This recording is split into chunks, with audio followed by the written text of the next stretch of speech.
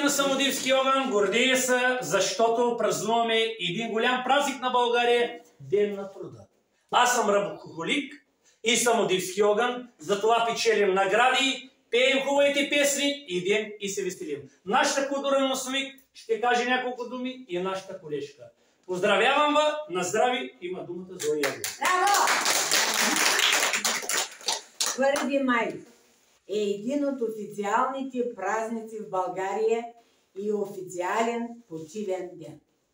Историята на празника се свързва с международното социалистическо движение през 19 век и работническите протести за зачитане на елементарните социални права на хората.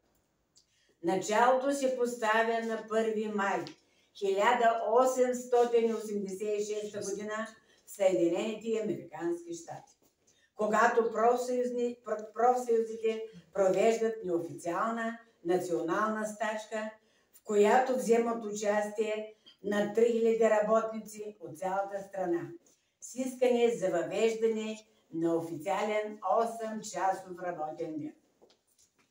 След 3-дневни протести в Чикаго, полицията и частните охранители разпръскват протестиращите, раняват около 2000 души и убиват поне 4. На 4 май, по време на последния протест срещу полицейското насилие, сред полицията е хвърлена бомба, при която загива 1 полицай и 6 са ранени. Хората протестират за 8-часов работен ден, защото преди нямаше 8-часов работен ден. Цял ден можеш да работиш и цяла вечер никой не ти плаща. През 1889 година Учредителният конгрес на Втория интернационал, проведен в Париж, призовава за международни демонстрации в знак на солидарност към протестите в Чикаго. През 1904 година Международната конференция на социалистите в Амстердам призовава всички социал-демократи и профсъюзи от всички страни да демонстрират на 1 май за 8-часов работен ден. На този ден българите трябва да спазват и някои традиции. 1 май има и други традиции и обичаи. Българите наричат 1 май празника на Еремия, Ирмия, Ирминден, Ирма. Характерен народен обичай за този ден е обредното гоне на змии и гущери. От тук денят на свети Еремия е познат и като Змийски ден. От рано утро стопанките обикалят из двора с огън в ръце и дрънкат стеники. Гонят змии и гущери с магически заклинания. Еремия ополи, змия умори. Или бягайте змии и гущери, че е заран Еремия. И ще ви връзва с въжета, ще ви стяга с ребенци. Жените не се решат, не шият, не плетат на първи. Не пипат конци и въжета, защото те наподобяват влючуги. На двора палят огньове и ги прескачат. Младите булки берат и ядат див чесън и тревата пулчец и вярват, че така няма да ги хапят змии, а ако ги охапят, няма да е смъртоносно. Свети Еремия се почита и като повелител на градушката и затова през деня стопаните не работят в полето, че да не се ядоса светецът и да изсипи ледени зърна на посевите. В южните български краища жените, които скоро са родили, почитат светеца, за да не ермясат децата им. В народните представи ерменки са зли женски демони, които отнемали млякото на родилката. За да ги прогонят, бабите берат ерминска лепка и с нея баят на майките и бебета.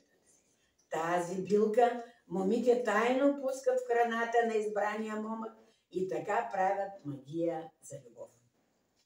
Рано сутринта на Свети Еремия, жените си търкалят по росните ливади, за да бъдат здрави. Именици са Ерменко, Еремия, Ирена и така нататък. Честит празник, мили колежки! Честито и на вас!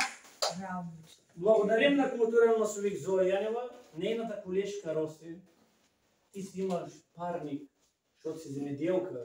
Тези прекрасни ябълки и това прекрасно грозде.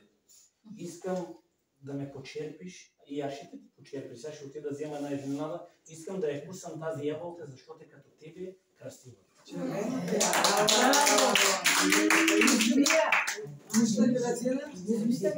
И няма как сега ябълка да идиш и едно пише да не пиеш. Няма как. Тя отива като музе. Ще ме обереш ли? Няма. Това ще хрупа. Абе българи на повръки. Иначе голяма удобно, че сте.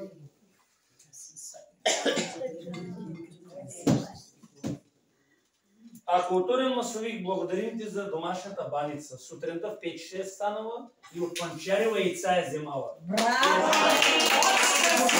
На здрави първо, да сте живи и здрави. Благодаря на Самодивски огън. Само да сте здрави, а всичко друго го имаме. На здрави. Здрави имаме. Я да я видим. Ябълката да не е Фуджи, защото най-хубавата ябълка е Фуджи. Ние го слушате, заповядай на теб. Благодаря. Тази ябълка е любовна. От местото. Уникална е. Ти с любов си го сява дръвчето. Гроздето наистина, това е най-ранното грозде, което е на хасмата. Реже се, нали, зрей, много е вкусно. Може да си кусате. Това десертно грозде или става за ракийка септември месец, октомври за ракийка? Ако е много, може и на ракия да го направи. Ако му е малко, да се го изпие. Цяла зима го е съхранява.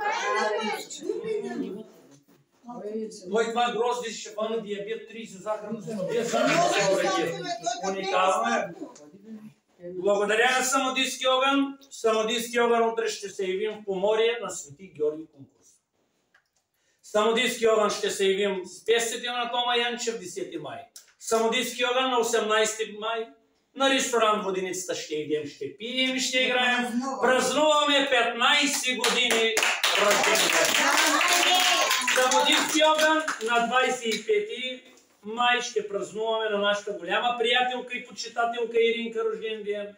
На моята прекрасна баба Гордееса имен ден, на Костадинка колежката и на културен масовик Зоя Янева рожден ден. А на 29 си да мой ще идете курбан с купичка и с лъжичка. А на 31 ще бъдем в Елхово. На здраве от мене започваме прекрасната трапеза и Метка Стайкова ще поведе хорото с прекрасната картичка. Браво!